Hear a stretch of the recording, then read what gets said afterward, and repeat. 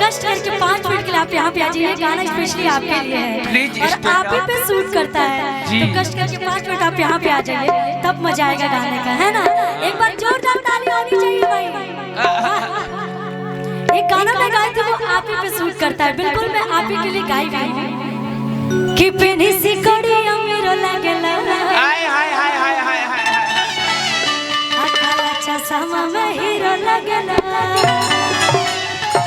Hero कि पेनी सी कड़ी अमीरो लगेला। रोक लीजिएगा कि मन करे खाए जाए सदा तू तो से अमीरो लगेला। वाकई में बहुत बहुत ज्यादा अच्छे हैं कि पेनी सी कड़ी अमीरो लगेला काला चश्मा में हीरो लगेला।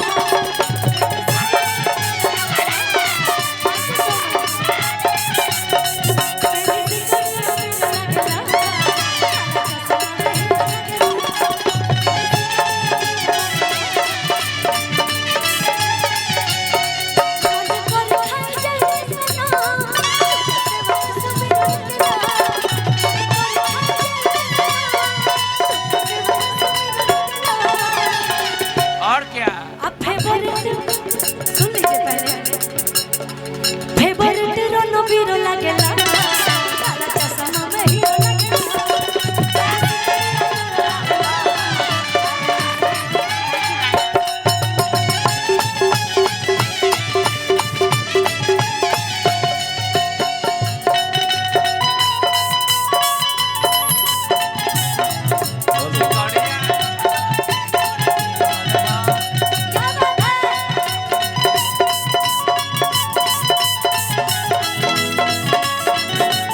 हेलो सिकड़िया नंदो की हेलो कर दी मुन्ना भैया से भी निवेदन करो, आदरणीय श्री मुन्ना ठाकुर भैया रोवो मंच पे चलाई और अपने बड़े भाई जिनके मान सम्मान को बढ़ाने हम सब कलाकार जुटे हैं, आदरणीय बुआ भैया से हम निवेदन करब कि जहां भी होके आप तनी मंच के पास आप आ जाए। कुछ अभिभावक लोग मिलल भी चाहता आपसे, मुन्ना भैया से भी निवेदन करब। आबो सिकड़ी वाला बात कौन होता है? अच्छा जी सही में जानते हैं ये गाय हम इसीलिए तले बहुत ट्रेंड चल रहा है अभी, और अभी हम एक लाइन आपके लिए भी बोल देते हैं कि पेनी सी कड़ी अमीरो लगेला कि पेनी सी कड़ी अमीरो लगेला।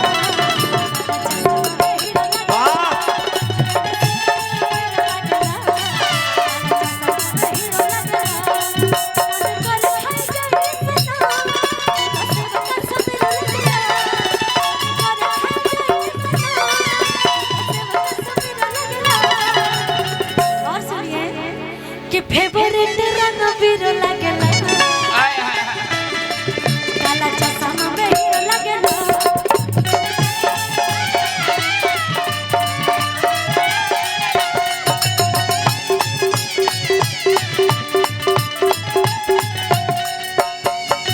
अरे डांसर में कहाँ चल गई भाई? वही लोग डांसर वो लोग को चलावल जाओ। वाह, जितनी हमारी नृत्यनाएं हैं हाय हाय ओ हो